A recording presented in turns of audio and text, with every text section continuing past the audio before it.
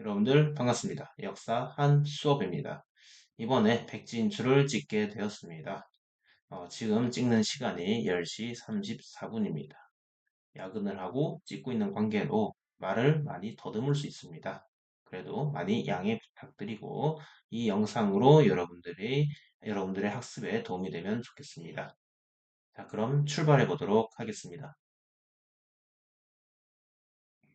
우리가 배웠던 부분들, 시험 범위 아닌 거를 한번 총정리해 보도록 백지 인출을 해보도록 하겠습니다. 먼저 이 첫 장에서는요, 전체적인 틀을 잡고 나서 그 다음 장에서는 좀 더 자세하게 보도록 해보겠습니다. 우리가 배웠던 거는 크게 5파트로 나눌 수가 있습니다. 한 파트는요, 선사시대와 여러 국가들에 대해서 배웠습니다. 그 다음 한 파트는요, 삼국시대와 그다음에 남북국 시대, 다음은 무슨 시대 그럼 한번 생각해 볼까요? 남북국 다음에 어느 나라가 있었다? 그쵸, 고려가 있었다. 고려시대, 그다음 조선시대까지 해서 우리는 총 5시대에 걸쳐서 배웠습니다. 선사시대와 여러 국가 부분에서는 또 이렇게 나눌 수가 있겠죠. 구석기 시대와 신석기 시대와 청동기 시대와 그다음에 철기 시대로 나눌 수가 있겠죠. 자, 자세한 내용들은 그 다음 장에 보도록 할게요. 삼국시대는 먼저 세 개 나라 떠올려야죠. 어떤 나라? 고구려와 백제와 신라와 그 다음에 또 다른 나라인 가야가 있었죠, 여러분들. 우리는 각각의 나라들에 대한 왕들의 주역들을 확인했었죠. 남북국 시대는요, 남쪽과 북쪽에 나라가 있었던 뜻으로서 남쪽에는 신라가 있었고요. 신라. 근데 이때 신라는 무슨 신라? 통일했을 때의 신라다라는 거 잊지 마시고, 그 다음에 발해가 있었죠. 발해가 있었죠. 고려시대 같은 경우는요, 총 5개 꼭지로 봤습니다. 먼저 통치체제를 정비하는 내용이죠. 통치체제 정비하는 내용. 그다음에 문벌귀족에 대한 내용. 문벌귀족의 내용.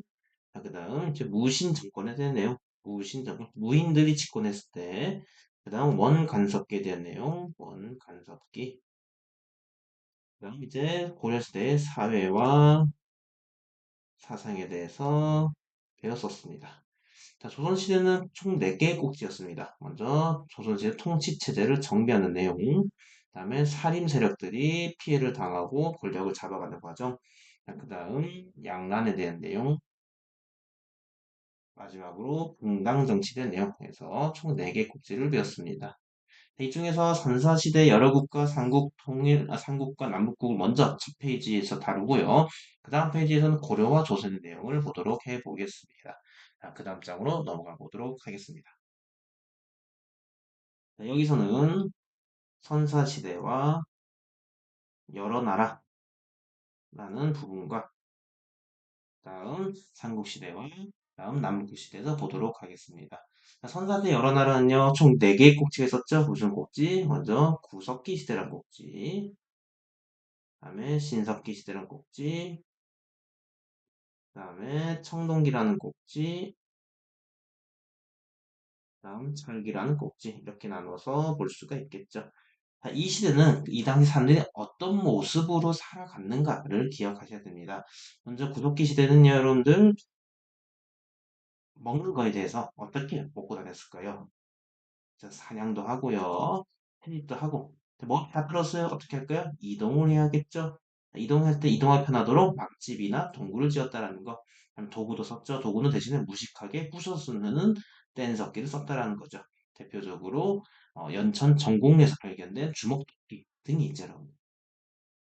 신석기 시대는요. 좀 먹는 방식이 달라졌어요. 신석기 때는 농경이 시작됐어요. 농시라고 이렇게 농경이 시작됐습니다.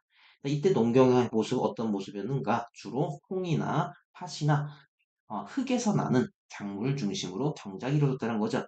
이제는 땅에서 먹을 게 나오기 때문에 굳이 이동하지 않아도 됩니다. 이제 이동이 아니라 정착 생활이다. 정착 생활. 그러면서 어떤 집을 지었다? 움집을 지었다는 거 기억해 보시고, 그다음에 빗살무늬 토기를 활용해서 그다음에 먹을 걸 보관을 했고, 그리고 이제는 뗀 게 아니라 좀 갈았죠. 우리는 그 간석기라고 하죠. 간석기. 간석기 대표적인 게 뭐가 있었는가?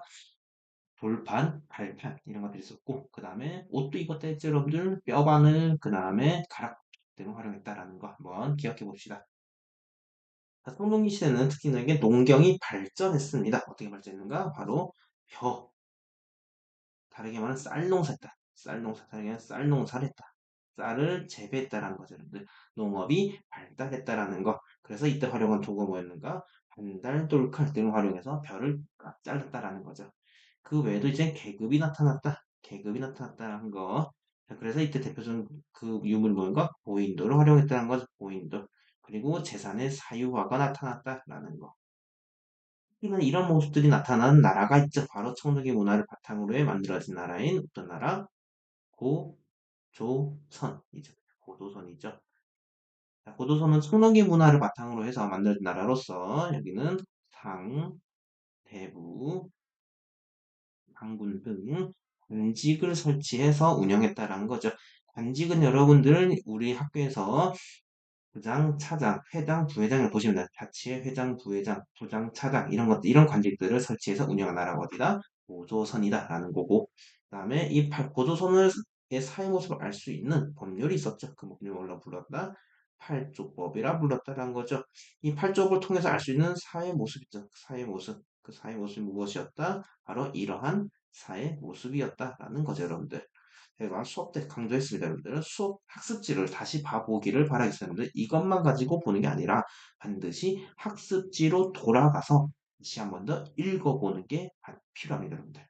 분명히 말했습니다. 자, 그리고 세 번째로 위만이라는 사람에 의해서 이 위만이 왕을 잡았고요. 추후에 한 무제 침략으로 고조선 멸망하고 이때 한사군이라는 게 고조선에 설치되었다라는 걸 한번 기억해 봅시다. 자, 털기 시대를 기반으로 만든 나라들은 여러 개가 있었습니다. 어떤 나라들이 있었는가? 먼저 제일 위에 부여가 있어 숭화강 유에 만든 부여, 그 다음에 구구려가 있었고요. 그 다음에 옥저, 그 다음에 동예, 그 다음에 삼, 아이고 아이고 아이고, 네, 그 다음에 삼판이 있었죠, 여러분들. 아, 부여와 고구려는요 공통적으로 연맹국가들은 왕이 없는 미안해요, 왕이 있는 연맹국가들한 거예요. 그 중에 부여 같은 경우는요, 아가, 우가, 저가, 부가라는 네 개의 부족이 연맹한 국가로서 각 가들은 각 마가, 우가, 저가, 구가 가들은 뭐를 다스렸다? 사출도를 다스렸다라는 특징을 보이죠. 그리고 이들은 제천 행사로서 영고, 부여 사람은 젊다 했어요. 영고란 제천 행사를 하고, 그 다음에 순장이라는 포트리스다고. 고구려 들어오는 연맹국가입니다. 애들 연맹국가 애들 연맹국가다라는 거고, 이때 연맹의 다섯 개 부족은 무엇인가? 연나부, 전러부, 계루부, 순나부 등 이런 다섯 개 부족이 연맹한 국가였다는 거죠. 이들은 제천 행사로서 영고간의 애들은 동맹이라는 것을 10월 달에 했다는 거고요. 그 다음에 결혼 풍습으로서는 서옥제라는 결혼 풍습을 보였다라는 거죠. 자, 옥조 동해 삼한 공통적으로 왕이 없는 군장국가였어요. 다만 옥조와 동해는 군장을 부르는 명칭이 달랐다는 거죠, 여러분들. 자, 옥조 같은 경우는요, 민며느리제라는 결혼 풍습이 있었고요. 그 다음에 가족 공동묘라는 동네 풍습이 있었습니다. 자, 동해 같은 경우는요, 무천이라는 제천 행사가 있었고요. 그 다음에 체커라는 나름의 풍습이 있었습니다. 체커는 그 해당 부족의 경계를 넘어섰을 경우에는 보상하는 그 풍습이 체커다라는 거죠. 그다음에 사망 같은 경우는요, 아이고, 네, 사망 같은 경우는요, 미안해요. 사망 같은 경우는 제 끝에 걸려가지고 재정 분리라는 특징을 보게 돼 있죠. 대표적인 뭔가 천군이라는 목사님과 소도라는 교회가 있었다는 거죠, 여러분들. 오늘날도 여러분들 대통령과 목사의 업무가 통합되어 있나요? 분리되어 있나요? 분리되어 있죠. 종교물 보는 사람들은 목사님, 스님, 신부님 등 별도의 직업이 존재하고 그들이 업무를 보는 뭐 성당이든 교회든 절이 따로 있죠, 여러분들. 청와대가 곧 교회이신 여러분들 그런 것과 마찬가지로 상황도 대사와 정치가 종교와 정치가 분리된 특징을 보인다라고 볼 수가 있겠습니다. 다시 연관을 거쳐서 이제는 삼국시대로 나라가 정리가 됩니다. 자, 삼국시대는요, 그게 고구려라는 나라가 있었고요. 고구려. 다음에 백제라는 나라가 있었고요. 그다음에 신라라는 나라가 있었고 크게 세 개 나라 중심을 삼국시라 부르게 되고요. 그다음에 고대 국가로 발전하지 못했지만 여기에 껴있는 하나의 가야라는 나라가 있었죠. 자, 고구려는요. 먼저 태조왕이 떠올라야겠죠. 태조왕. 그 다음에 무슨 왕? 고국원왕. 고국원왕. 그 다음에 이천왕. 그 다음에 소수림왕. 그 다음에 건기토대왕. 그 다음에 장수왕이라는 총 6명의 왕을 배웠습니다. 우리는. 아, 태조왕은요. 어제 아니 업적을 정복했죠. 통일 태조는 업적을 정복했다. 그 외에 다양한 업적도 있다라는 거 한번 떠올려보시고 고구분왕은 전사했습니다. 누구한테? 근초공한테. 이천왕 같은 경우는 한사군을 축출했습니다. 한사군 축출. 또는 여러분들 이거는 다른 표현은 랑랑군이라도 표현할 수 있습니다. 같은 의미로 바라보세요, 여러분들. 한사군 랑랑군의 공통점 뭐냐? 이들은 중국에서 설치한 행정구역 어디다가 한반도 위에다가 고조선이 멸망한 한반도 위에다가 설치한 중국의 행정구역입니다. 그 중국의 행정구역을 우리 한반도에서 몰아냈다는 점에서 의미가 있다라고 볼 수가 있겠고요. 자, 소수리만 같은 경우에는요, 이제는 율령, 그다음에 불교, 그다음에 태약 같은 걸 설치해서 이 고구려 위기를 벗어나고 됐다라는 거죠. 아, 나 미안해. 그 순서를 바꾸셔야 돼요. 고구원왕과 미천왕 순서를 바꾸셔야 돼요. 것이고, 광개토대왕은요 주로 북쪽 지역을 정복했다. 지역을 정복했다라는 거고, 장수왕은 남하 정책을 폈죠. 남하 정책. 그래서 수도를 어디로 옮겼다? 평양을 옮겼다. 평양을 옮겼다라는 거 기억해 봅시다. 그러면서 남하 정책 펼치면서 백제 어느 왕을 죽이게 됩니다. 그 왕 이름이 계로왕이었다는 거죠. 백제는요 또 누굴 배웠는가? 고이왕을 배웠다. 얘는 고일이죠. 얘는 고이라고 하네요. 그 다음에 근초고왕, 초고왕, 그 다음에 계로왕, 계로왕, 그 다음에 무령왕, 무령왕, 그 다음에 마지막으로 성왕 있었죠. 네, 이렇게 5명 왕을 배웠습니다. 고이왕 같은 경우는요, 육작평 십육관등제라는 제도를 도입했다라는 것, 그 외에도 묵지국 주변을 정복했다라는 것. 자, 근초고왕 같은 경우에는요, 최대 전성기였습니다. 최대 전성기, 영토가 최대 넓었을 때였습니다. 근초고왕 북쪽으로 올라가게 되죠. 자, 쪽으로 올라가게 됩니다. 북쪽으로 올라가게 되면서 누구를 죽이게 되는가? 근초공왕이 바로 여기 있는 고국원왕을 전사시키죠. 어디서? 평양성에서 전사시키게 됩니다. 자, 그렇지만 고구려는요 소수림왕의 활동으로 인해서 이 위기를 극복하고 그때 남하동을 펼치면서 내려오게 됩니다. 장성에 내려오게 됩니다. 내려오게 되면서 누굴 죽이게 되는가? 바로 이 계로왕을 죽여버립니다. 이렇게 이제는 위기가 찾아온 백제는요, 수도로 옮기게 됩니다. 어디로 옮기게 됩니까? 웅진이라는 곳으로 천도합니다. 웅진으로 천도합니다. 천도한 후에 무령왕은요, 22담로라는 걸 설치하고, 그 외에도 중국과의 교류를 했습니다. 특별히 양나라하고 있습니다. 양나라 교류를 하면서, 백제를 다시 부흥하고자 노력했다는 거고요. 이 와중에 성왕은요, 이제는 사비로 천도하고 남부여라고 고쳤습니다. 그 외에도 오부오감, 22부 이런 것들을 실시했다라는 거죠. 하지만 성왕은요. 하지만 성왕은 그 신라 왕에 의해서 전사하게 됩니다. 한편 광개토대왕은요. 이제 좀 다시 할게요. 자, 신라 같은 경우는요. 내물왕, 그 다음에 지증왕, 그 다음에 법흥왕, 그다음에 진흥왕 해서 4명의 왕을 배웠습니다. 내물왕 시기에 헬프를 외쳐 도와달라고 외쳤어. 누구한테? 고구려한테 외쳤어요. 그래서 고구려가 내려옵니다. 누가? 바로 광개토대왕이 내려오게 됩니다. 그냥 이렇게 내려와요. 내려와서 신라를 도와주면서 왜구를 격퇴도 했지만 한편으로는 그 왜구들이 가야 지역에도 숨어 있었어요. 그래서 금관가야를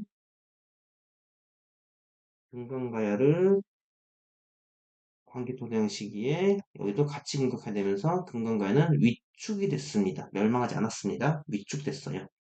자, 그리고 지증왕 시기에 뭐를 신라로 바꾸고 왕이라 쓰고 그다음에 우상국도 정복하고 등의 활동을 했었다라는 거고 법흥한 시기는요 불교를 공인하고 2차돈 순교 그다음 병부도 설치하고요 병부도 설치하고 그다음에 율령도 도입했다 이런 내용들이 있었죠.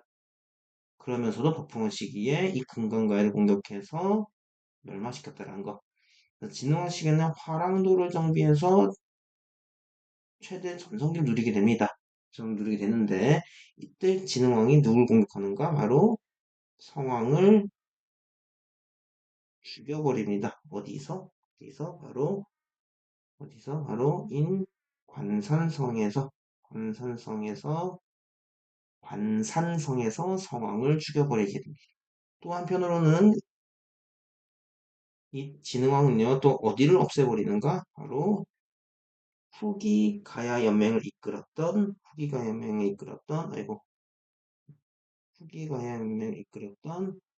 대가야를 대가야를 대가야를 정복하면서 대가야를 멸망시켜버립니다. 자, 이래서 최근으로 진흥왕 시기에 신라는 최대 영토 누리게 되고요. 그 영토 확장을 확인할 수 있는 5개의 비석이 있었다라는 거. 청령, 향령, 척경비, 그다음 북한산 순수비, 그다음에 뭐 황초령비, 바운령비 등 그제 학습지에 적어놨습니다. 여러분들 그 5개 비석을 세워서 진흥왕 시기에 최대 영토를 누렸다라는 걸 확인할 수 있습니다. 자, 그리고 남북국 시대 내지는 이런 삼국시대의 시간 흘러서 남북국 시대로 도래하게 됩니다. 남북시대는 크게 신라와 발해로 나눠서 볼 수가 있겠죠. 신라는 다시 말하지만 이때는 통일했을 때 신라고요. 통일했을 때 신라는 신문왕 시기부터 본격적으로 통치체제를 정비하게 됩니다. 이때 신문왕 시기 기억하면 좋게 김흠돌의 난을 진압한 계기로 신문왕은 본격적으로 통치체제를 정비하게 됩니다. 그러니까 통일했을 때 신라식을 할 수 있는 대표적인 통치체 정비된 무엇인가? 지방을 구주 오소경으로 정비했다라는 거고요. 해보고요. 그리고 이 지방 최하위 단위 촌에서 문서를 작성해서 우리는 그걸 뭐라 부르는가? 촌락문서라 부르게 되고 촌락문서는 세금을 징수하기 위한 근거로서 활용하고자 했다라는 거고 군대 같으면요 구서당 십정으로 재편했다는 거고 특히 구서당에서는 다양한 민족들로 구성되어 있다. 고구려 민족, 백제 민족 등 다양한 민족들로 구성되어 있다라고 확인할 수 있고요. 그 다음에 노급을 폐지해서 진골귀족들을 견제하고 관료존을 지급했다라는 거. 현재 동일신라 시기에 다음에 유학교육기관으로서는요 국학을 설치하고요 신문왕 시기에 다음에 독서 상품과를 실시해서 유학적 인재를 뽑고자 했다라는 거죠. 특히 독서 상품과는 신문왕이 아니고 원성왕 시기입니다. 시기가 좀 다릅니다.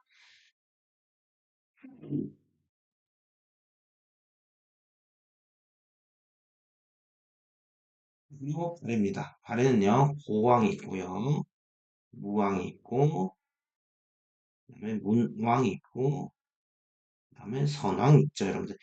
여러분들 참고로 지금 여기서 제가 학습지 모든 걸 다 담을 수는 없습니다. 그러니까 제 앞에서 말했다시피 반드시 학습지로 돌아가서 다시 한번 학습지 읽어보길 바라겠습니다, 여러분들. 자, 고왕은 누구냐? 바로 대조영이다, 대조영. 가래를 만든 사람, 대조영이고요. 이 사람은 동모산이라는 곳에다가 가래를 만들었습니다. 고구려 유민과 함께. 자, 무왕은요, 이름에서 드러나다시피 주로 전투적 업적이 많은 사람입니다. 어디를 공격했는가? 등저우라고 불리는 곳을 공격했습니다. 누구로 하여금 장문으로 하여금 등저우를 공격하게 했습니다. 자, 그다음 문왕은요 외교도 업적 많은 사람이다. 외교도 업적 많은 사람이에요. 그래서 다양한 교역로가 만들어졌다는 거고 학습지도 제가 PPT도 보면 이렇게 수도를 중심으로 이쪽 길, 이쪽 길, 이쪽 길, 이쪽 길, 이쪽 길 이렇게 하는 거 표현해놨을 거예요. 영주로, 신라로, 그다음에 무슨 로 해가지고요. 선왕시계는요, 발해가 최대 전성기를 찍었을 때입니다. 그래서 우리 이때는 뭐라 부르는가? 해동성국이라고 부르게 된다. 해동성국. 해동성국이라 불리는 선왕시기의 모습을 볼 수 있다. 우리는 이걸 발해라고 부르게 되죠, 여러분. 자, 그리고 발해에 이제는 그 외 기타적인 부분이 있어. 기타 부분. 먼저 첫 번째로 중앙은 삼성육부제로 운영했다. 삼성육부 단, 아이고, 아이고, 운영했습니다. 다르게는 무슨 말이냐? 다르게는 무슨 말이냐? 이원적으로 운영하고요. 그 다음에 명칭이 있어서 유교적 명칭이 드러난다라는 거. 이런 것들 다르게 운영했다라는 거 기억하시고. 그 다음에 지방 같은 경우는요. 5경 15부 62주로 정비를 했다는 거고. 그 다음에 문화적으로는 융합적인 특징을 보인다는 거. 융합적 특징이 보인다. 고구려 문화를 기반으로 해서 고구려문을 기반해서 다양한 민족들의 문화들을 융합했다라는 모습을 볼 수 있다라는 거죠. 그리고 이러한 삼국 시대와 남북국 시대의 이 고대 시대의 사상에 대해서도 배웠습니다. 사상에 대해서 그 사상 크게 유교와 불교로 나눠서 봤었고요. 유교 같은 경우에는 여러분들 뭐 다양한 게 있는데 이거 하나만 더 여기다 추가할게요. 발해의 유학 교육 기관인 주자감이 있었다라는 거 정도 한번 떠올려 봅시다. 발해 유학 기관인 주자감, 그러니까 발해에서 만든 유학 교육 기관입니다. 그리고 불교 같은 경우는 여러분들은 원효와 의상이 있었다라는 거 여러분들 떠올려 봅시다. 원효와 의상 모두 다 불교를 대중화하고자 한 사람들이다라는 거죠. 뭐 나무 아미타불, 관세음보살, 아미타신앙, 관음신앙, 일심, 사상, 화생, 사상, 그 다음에 뭐가 있었죠? 화엄사상 이런 것들 한번 떠올려 봅시다. 그리고 뭐 선종 이런 것도 배웠었죠. 한번 떠올려 봅시다. 자, 이제는 남북국 시대를 지나서 어느 시대로 넘어가는가? 고려 시대로 넘어가야 됩니다. 그럼 제가 후삼국 시대는 따로 언급 안 하고 있는데 후삼국 시대도 꼭 보세요, 여러분들. 제가 계속 말하지만 여기서 모든 걸 제가 다 담아서 모든 걸 다 설명하기는 어렵습니다. 가장 핵심이 되고 기본이 되고 필요한 것 중심으로 백진주라고 쓰고 있는 거기 때문에 반드시 여러분들 이걸 보다면 해당 부분에 대한 학습지로 돌아가서 반드시 읽어보고 다시 한번 더 떠올려보고 공부해보면 좋겠습니다. 이제 고려시대입니다. 고려시대는 5개의 꼭지로 본다라고 했죠. 먼저 통치체제를 정비하는 내용,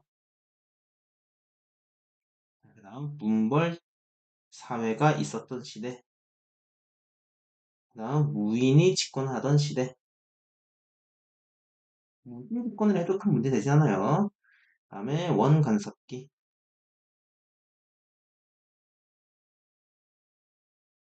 그 다음에 사회와 사상,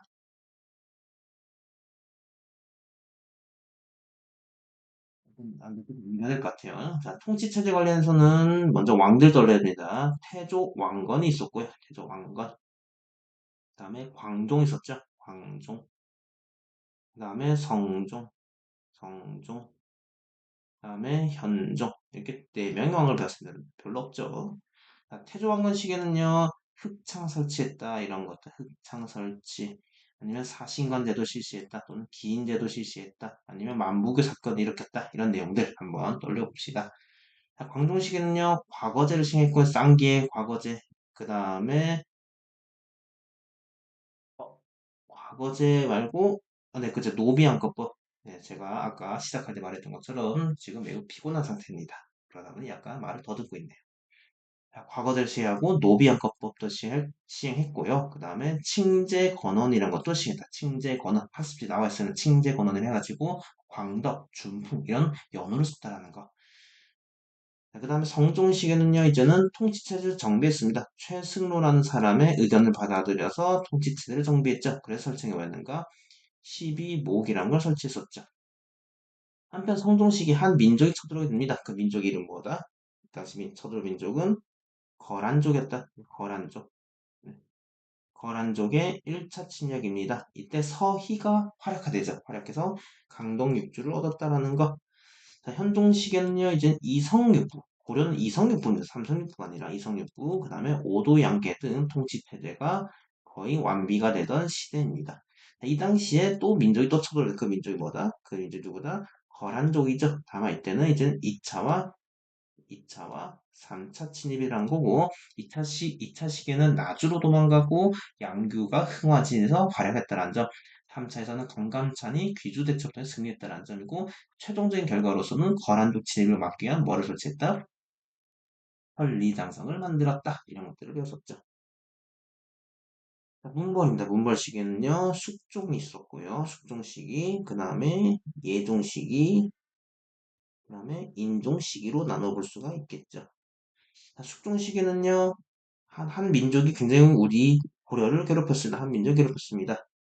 아이고, 아이고, 잠시만요. 이렇게 써야겠다. 숙종 시기에는 설치해서 뭐가? 바로 별무관이 설치되었습니다. 윤관에서 별무관이 설치되었습니다. 왜? 누구로부터 대응하기 위해서? 어느 민족? 바로 여진족으로부터 보호받기 위해서 여진족한테 대응하기 위해서 만들었었다라는 거죠. 윤관이 별무관은 세 개 군대 구성되어 있어요. 항마군, 신기군, 신보군 등 세 개 군대로 구성되어 있다는 거고, 자, 이 군대를 바탕으로 어디를 개척했다? 동북 지역에 9개 성을 만들어서 동북 구성을 개척했다고 말합니다. 하지만 1년 만에 돌려줬습니다. 그러나 이 여진족이 이제는 뭘로 되었는가? 금이 되었습니다. 금나라로 만들었습니다. 금나라를 만든 후에 우리나라의 군신관계라고 했죠. 이거에 대해서 이자겸이라는 사람은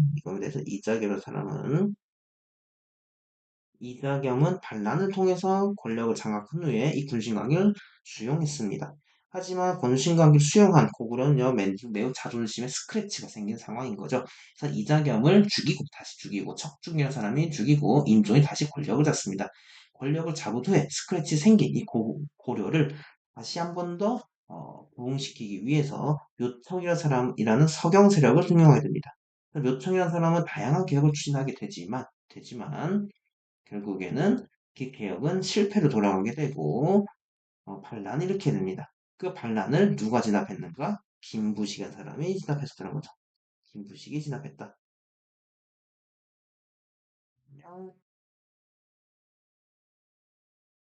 이 반란을 이제는 누가 진압했는가? 김부식이 진압했다. 네.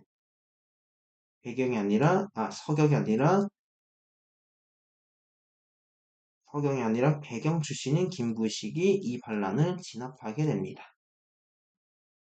자, 그리고 나서 다시 문벌 사회가 모순에 빠지게 되다가 이 과정 속에 차별을 받던 무인들이 반란을 일으키게 되고 권력을 잡게 됩니다. 그래서 초기 시기로 나눌 수가 있고요. 그 다음에 최충원 시기와 그 다음에 최우 시기로 나눠볼 수가 있겠습니다. 자, 초기 시기는요, 중방을 중심으로 권력을 운영했습니다. 이때 사람들이 정중부와 뭐 정대승 등 이런 사람들이 중심되어서 활동했다면 최충원 시기, 즉 최충원 시기부터는 최씨 집안들이 권력을 꽉 잡게 됩니다. 최충원이 만들었던 게 교정도감을 만들게 되었고 봉사십조라 썼던 거 이런 거 있었죠. 자, 그리고 최후 시기에는요 정방과 서방 등 자기한테 자문할 수 있는 기관을 만들었고 그리고 사병으로서 삼별초도 만들었었다라는 거죠. 하지만 최후 시기에 누가 터들었었다? 네, 몽골족이 쳐들어와서 어디로? 강화도로 천도했었다라는 거 한번 떠올려보도록 해봅시다. 그리고 이런 무인집권 시기에 다양한 반란들이 생겼다는 어떤 반란들, 산호만적의 난, 그리고 김삼이 효심의 난,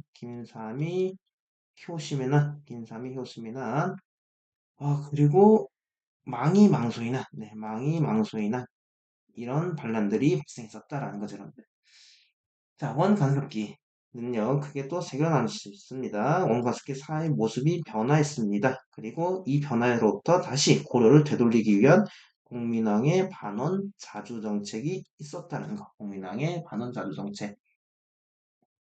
그리고 이 고려가 멸망해가는 과정.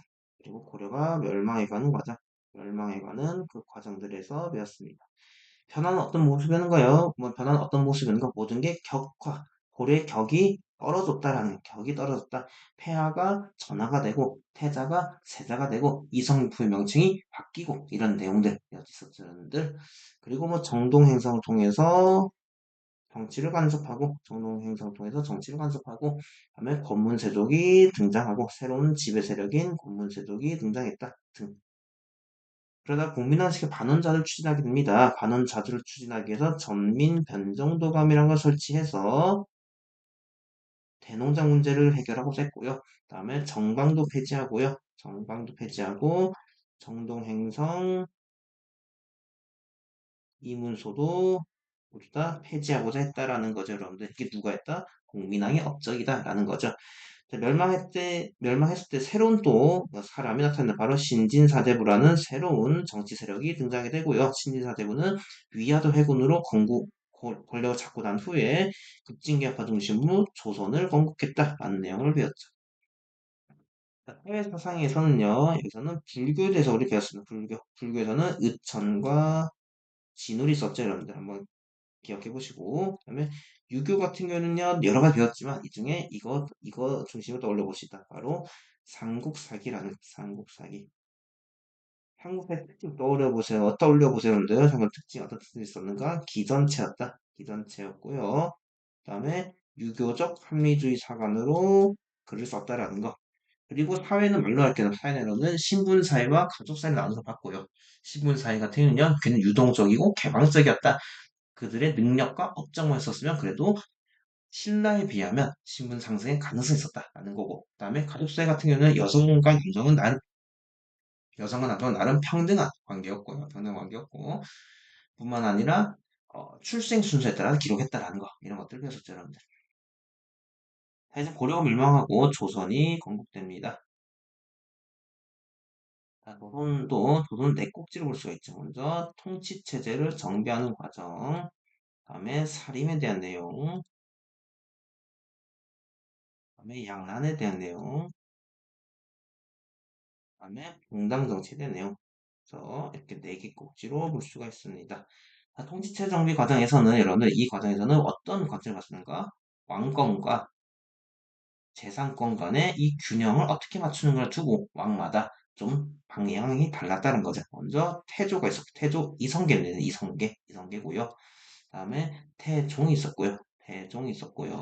다음에 태종의 아들인 세종이 있었고, 그다음에 세종의 또 다른 아들인 세조가 있었고요. 다음에 마지막으로 성종이 있었죠. 성종. 야,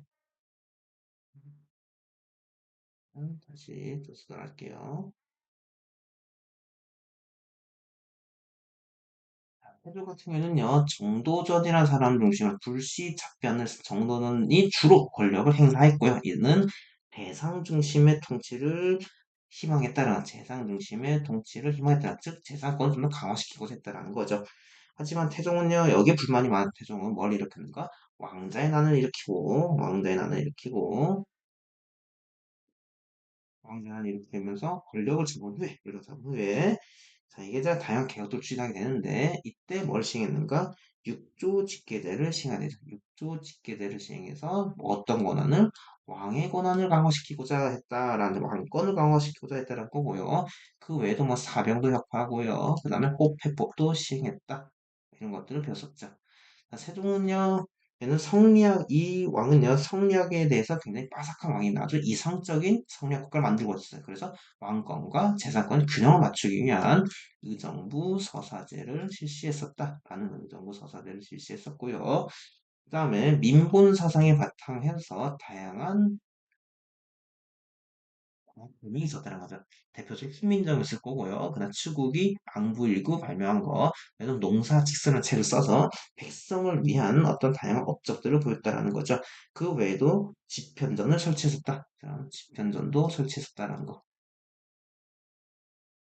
그러다가 세종이 죽은 후에 다시 재상권이 강화가 됩니다. 그래서 강화된 상황 속에서 세종은 이게 불만을 갖고, 네, 세종은 대상권이 강화되는 것에 대한 불만으로서 어떤 사건이 이렇게 되는가? 최근 영화에서 뜬 사건이 있죠. 바로 개유정난을 일으킨 후에 단종을 유배군에서 죽여버리고 자기가 왕이 됩니다.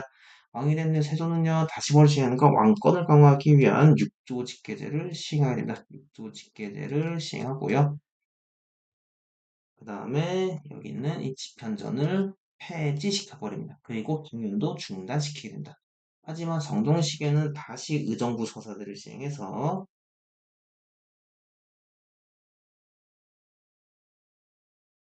왕권과 신권간의 균형을 맞추고 했고, 그 다음에 경국대전을 완성하고 경국대전을 완성했습니다. 완성하고 그 다음에 이 집현전을 계승하는 뭐를 만들었는가? 홍문관을 만들었다. 홍문관 누가? 성종이 성종이 홍문관을 만들었습니다. 자, 그리고 이 경국대전에 따르면요, 경국에 따르면 조선은 어떻게 운영된 나라인가? 의정부와 육조 중심이었고요. 그 중에 그리고 3사를 운영하고 있었고요. 또 한편으로는 그리고요. 의금부와 그다음에 비서기관을 승정원이라고 미안해요, 여러분들. 승정원 등을 운영하셨고 특히 이 3사 같은 경우에는 3사 같은 경우에는 여러분들 이 3사 같은 경우에는 고려와 달랐더라. 고려의 3사도 있었다는 거예요. 고려의 3사. 고려의 3사와 비교하는 거 학습지 왼쪽에 있습니다, 여러분들. 자, 수업 때 강조했습니다, 여러분들. 자, 그리고 이제는 어디 넘어가는가? 이제 살인의 정치로 넘어가요. 살인의 정치. 살인의 정치로 넘어가게 됩니다. 자, 살인과 관련된 왕은요, 연산군이 있었고요. 연산군. 그 다음에 중종. 그 다음에 명종. 대표적으로 이 왕들이 있었죠. 자, 살인은요, 성종 시기에 등용되어서 주로 3사에서 근무했습니다. 그 당시 김종직에서는 등용되었죠. 그리고 나서 연산군 시기에 이 훈구파를 견제한 살인파는 연산군 시기에 많은 피해를 입게 됩니다. 그 사건들이 무엇인가? 무오사화와 갑자사화가 있었죠. 무오사는 여러분들 조의제문의 사건이었고요. 갑자사는 패비 윤씨와 관련된 문제였습니다. 하지만 그 이후 연산군의 폭정으로 인해서 중종 반정이 발생하게 되면서 중종의 왕을 잡게 됩니다. 중종 시기에는요, 기묘사가 발생하게 됩니다. 기묘사 발생 이유는 누구 때문인가? 바로 조광조라는 사람의 개혁 정치였습니다. 거꾸로 해도 조광조, 앞으로도 조광조 개혁 정치가 너무나 혁신적이기 때문에 훈구파들의 불만을 샀습니다. 그래서 훈구파의 모함으로 인해서 조광조 및 그 살인 일파들이 모두 다 죽게 됩니다. 자, 조광조 대표적 개혁 정책들을 기억하면 좋겠죠. 현량과 실시, 소격서 폐지, 그 다음에 뭐 위훈 삭제 등 여러 추진을 했다는 거죠. 그럼 명종시기에는 여러분들 명종시기에는 을사사가 발생했었다. 을사사는 대윤과 소윤이라는 외척 간의 갈등 상황 속에서 소윤 세력이 대윤 세력을 제거하면서 발생한 사화였다라는 거죠. 윤원임, 뭐 유님 등, 윤원영, 유님 등 이런 사람 나왔었죠, 여러분들. 자, 그리고 나서 명종 이후에 이제는 선조 시기에 권력을 장악하게 됩니다. 그 장악시대 이유는 무엇인가? 서원과 향약 등이 있었다는 거죠. 자, 그리고 나서 선조 시기에는 양란이 발생하게 됩니다. 양란은 크게 외란과 그다음에 호란으로 나눌 수가 있습니다. 외란은요, 7년 동안 발생했어요. 그 7년 동안 제가 수업에서는 정유재란과 임진왜란 구분했는데 굳이 구분하지 마시고 모두 다 임진왜란으로 보세요. 임진왜란 보시고 대표적으로 뭐 김시민 장군의 활약도 있었고요. 권율 장군의 활약도 있었고요. 그다음에 뭐 이순신의 활약도 있었고요. 등등등등등 다양한 활약들이 언제 이런 사건들이 어느 전쟁이다? 바로 임진왜란이다 라는 거 알아두시고 호란은요 크게 두 개로 나눌 수가 있습니다. 하나는 정묘호란이 있고요. 그 다음에 병자호란이 게 됩니다. 정묘호란이 발생인 무엇인가? 바로 인조 정권의 외교 정책이었다는 거죠. 우리는 그거를 친명배금 정책이라고 하죠. 친명배금 정책을 에 대한 불만으로 이제 이때 누가 후금이 쳐들어요. 후금이 쳐들어온 거예요. 여러분들 후금 여기 앞에 보면 이 금과는 전혀 다른 나라, 이 금과는 달라요. 후금이 쳐들어오게 됩니다. 후금이 쳐들어와서 결국 형제 관계를 맺게 됩니다. 그러다가 이 후금이 뭐를 되는가? 청으로 바뀝니다. 청으로 바뀌는 우리 조선한테 군신 관계를 요구하게 됩니다. 하지만 우린 그걸 거부하죠. 거부하면서 홍타이지라는 청나라 황제가 쳐들어오게 되면서 우리는 남한산성으로 피신하게 됩니다. 하지만 그 결과 우리는 삼전도라는 곳에서 굴욕을 맺으며 청나라의 신하가 됐습니다. 삼전도에 굴욕을 맺으며 우리는 청나라의 신하가 됐습니다. 이때 인조죠, 인조. 자, 그 인조 이후에 이제는 붕당 정치가 전개가 됩니다. 자, 대표도 효종 시기가 있습니다. 효종 시기. 효종 시기에는 이제 북벌을 두고 서인과 남인 간의 갈등이 있었다. 하지만 이때까지만 해도 이런 붕당 정치는요, 서로 견제하고 존중도 하는 그런 이상적인 정치였습니다. 하지만 예종과, 네, 미안해요. 현종과 숙종 시기를 거치면서 이 붕당 정치는 변질이 됩니다. 현종 시기에 있었던 예송 사건이 있었죠. 예송 사건 무엇입니까? 기의 예송, 갑인예송으로서 이 예송들은 어, 장례 복장을 몇 년 동안 입어야 되냐 두고 복장한 것 사람들, 자이대비라 불리는 사람, 3년이냐, 1년이냐, 1년이냐 9개월 갈등이 벌어졌었고요. 다음에 숙종에는 환국이라는 게 발생해서 환국은 국정 그 장면이 급격하게 바뀌는 거예요. 즉, 집권 여당이 갑작스럽게 바뀌는 겁니다. 이 바뀌는 과정 속에서 상대 정당은 어, 많은 피를 흘리는 문제들이 있었다는 거죠. 대표적으로 병신왕국, 그 다음에 기사왕국, 그 다음에 갑술왕국 등이 있었다는 거고, 특히 기사왕국 같은 경우는요, 장희빈 문제, 장희빈의 아들을 원자로 책봉하냐 안 하냐 두고 갈등이 있었다는 거고, 갑술왕국 같은 경우에는 알고 보니 장희빈이 뒤에서 이상한 짓거리 하고 있었다는 거죠. 줄수를 부리고 있었다는 거죠. 그런 걸로 인해서 장희빈 및 그 일파 세력들을 싸그리 죽이고 서인이 권력을 잡은 사건을 갑술왕국으로 부르게 됩니다. 이런 사건을 겪게 되면서 결국 붕당 정치는 변질이 되었다는 것, 변질되었다. 변질되었다는 건 무엇인가? 상대 정당을 배려하거나, 상대 정당을 배려하거나, 인정하거나, 그런 게 아니라 상대 정당을 죽이고 없애버리려고 했다라는 거죠. 그래서 변질이었다는 거죠. 이 변질을 극복하기 위해서 나중에 영조와 정조가 탕평책을 실시했다라는 것까지 한번 확인해 보도록 하겠습니다. 오늘 많은 내용을 다뤘습니다. 제가 분명히 말하지만, 첫 시간에 말했지만, 첫 장면에서 말했지만, 꼭, 꼭 학습지에 있는 내용들을 반드시 읽어보도록 하고, 여기 백지 인출의 내용 전부가 아닌데, 여러분들, 학습지에 있는 내용들, 수업 때 다뤘던 내용들, 수업 때 이야기했던 것들, 모두 다 다시 한 번 더 보도록 하겠습니다. 자, 여러분들, 오늘 영상은 여기까지입니다. 이 영상이 여러분들 학습에 도움되면 좋겠습니다. 그러면 끝.